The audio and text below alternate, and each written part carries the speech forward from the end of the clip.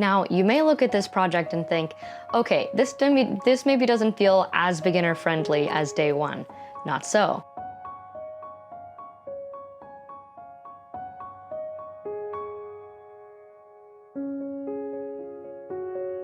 Hello again, my friend. It is day 2 of my World Watercolor Month 5-day challenge, and today we are painting what I like to call a citrus party.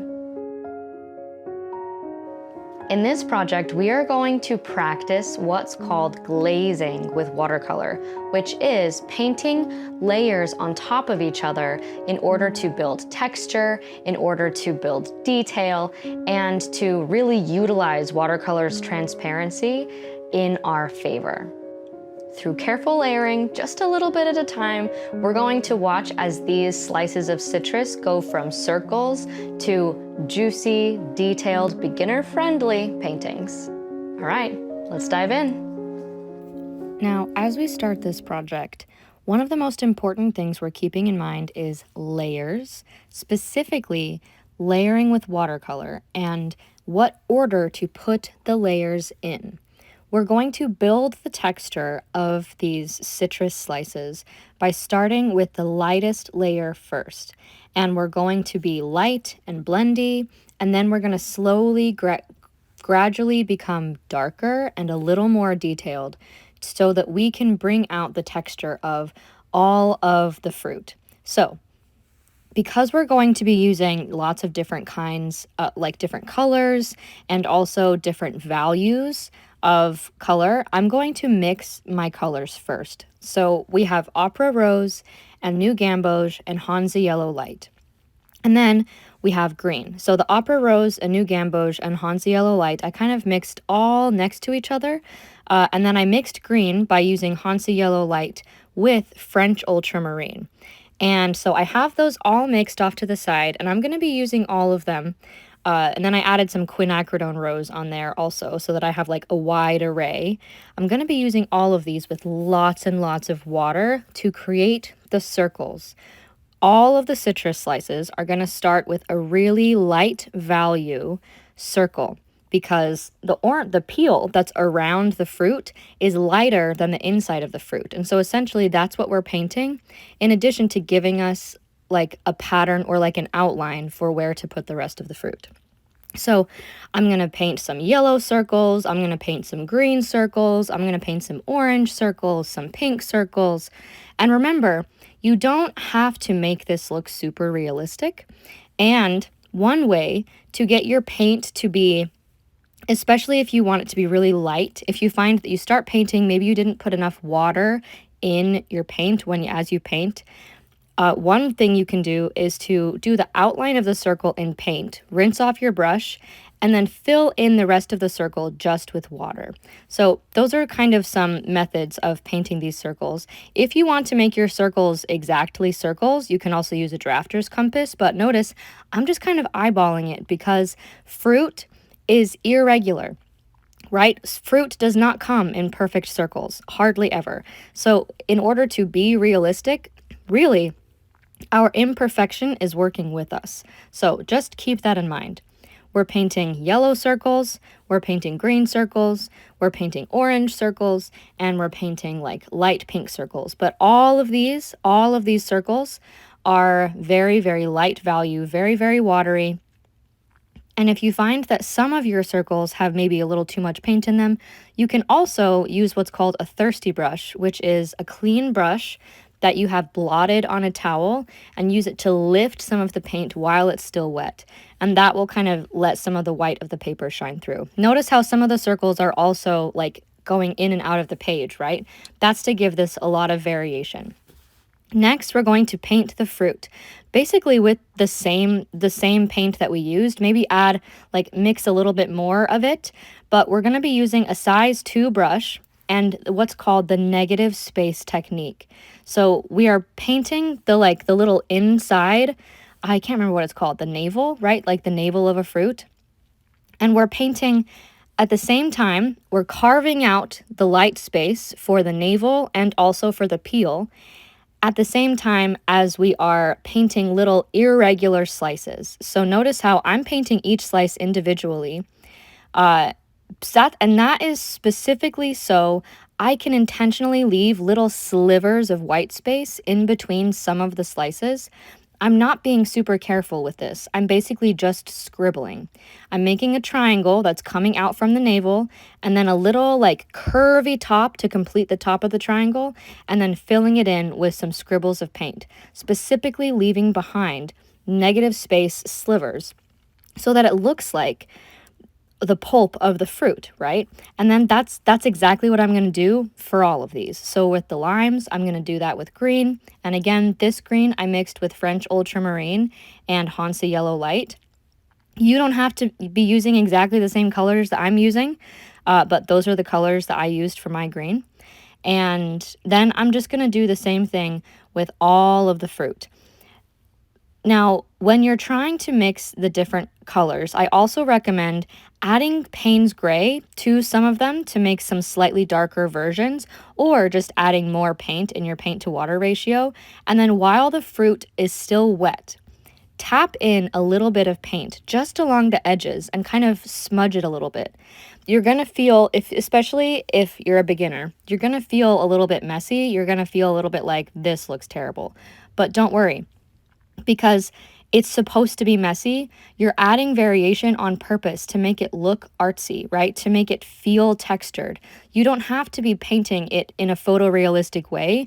You can just add some shadows, and the shadows are going to make the detail a little more lively. You're not trying to be a camera, you're trying to be a painter, and that's the most important thing to remember. Now, you don't have to, but one of my favorite things, personally, not just because it looks good, but because it's so fun, is to tap paint into wet surfaces in order to kind of like contrast it.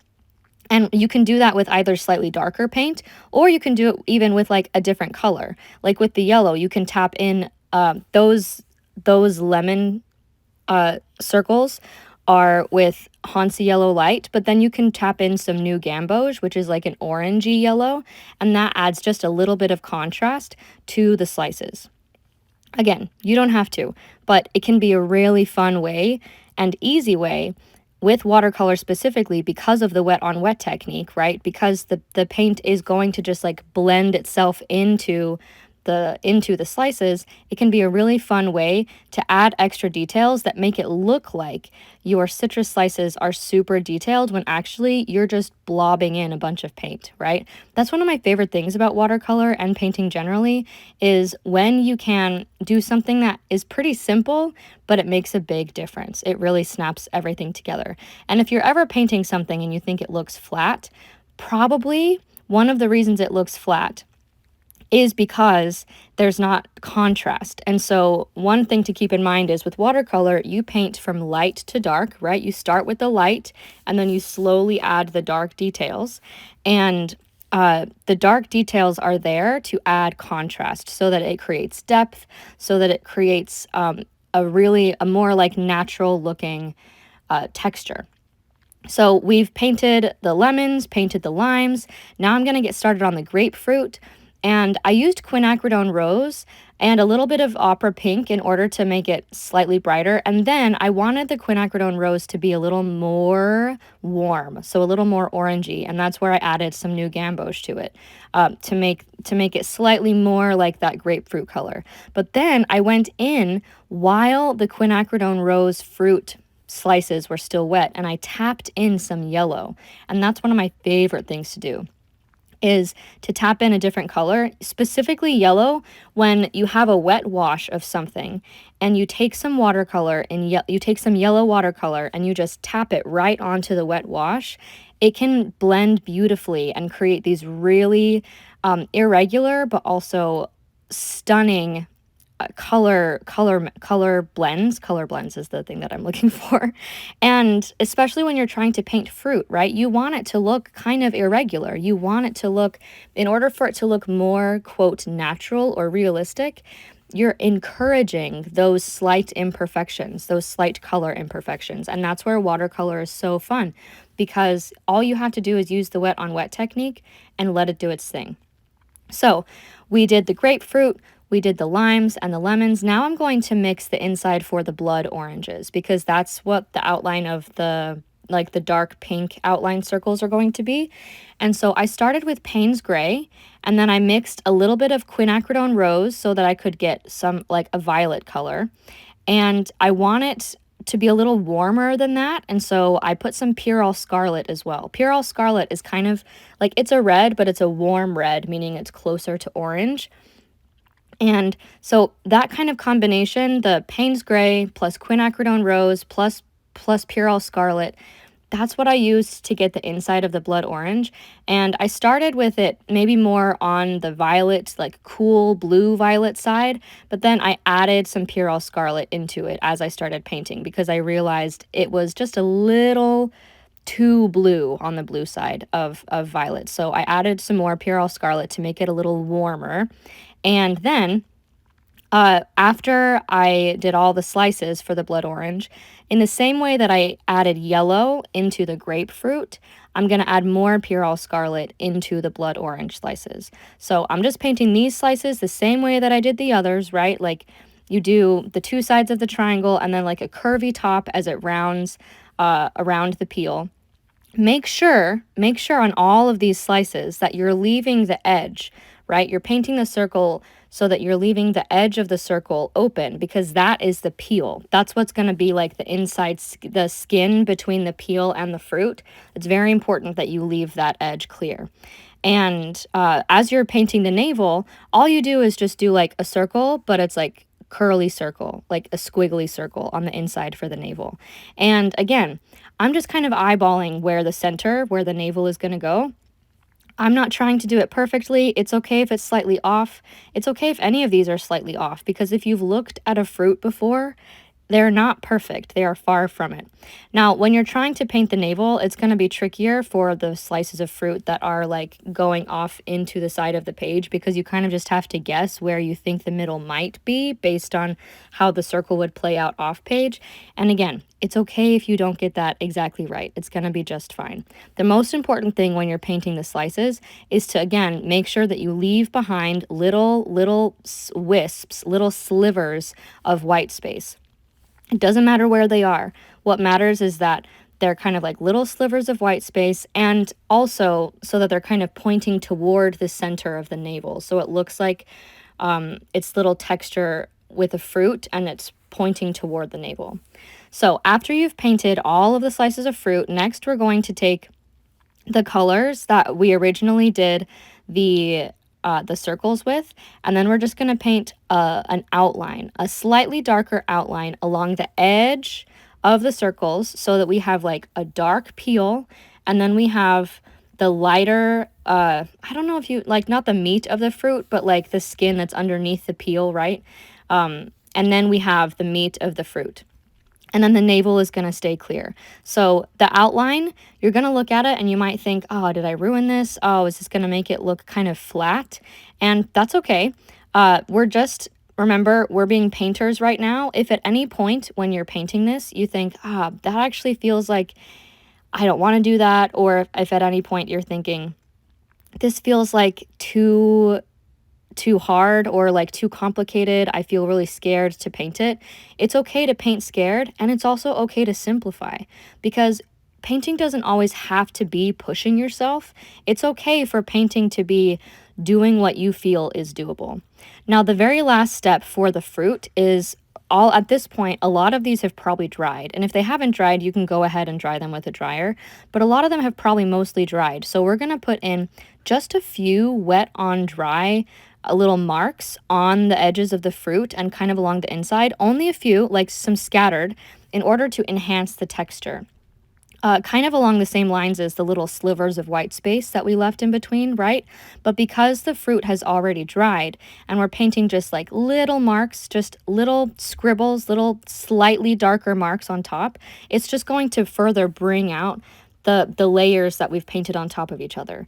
When you're painting with watercolor, layers and layers of watercolor, especially light layers of watercolor, that's called glazing, because you're slowly building up a contrast with the transparent layers so that they all snap together to create this really beautiful and in-depth subject.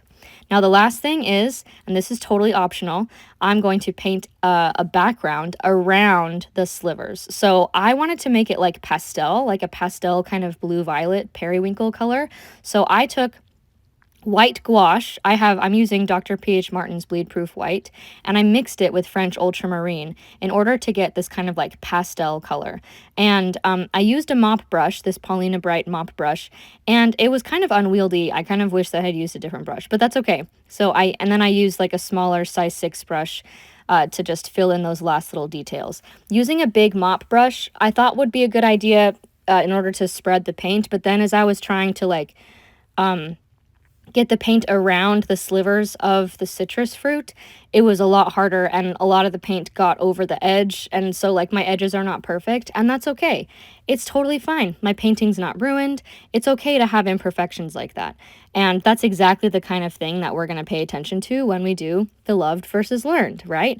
So I called this painting Citrus Party because I thought it was so fun. I thought it was super summery, and it was a really fun way to build light layers and layers of color on top of each other.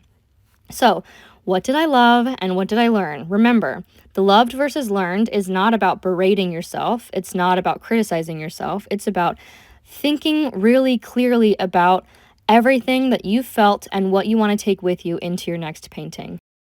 I really loved the grapefruit and the blood oranges. I thought that was so fun. And one thing that I noted is to use a different brush for the background next time. And that can be just a gentle reminder. It's not a criticism of myself. It's just thinking, I think I would have enjoyed it if I would have done this differently. And that's exactly what we do. So thanks so much for painting with me. I had so much fun, and I'll see you next time.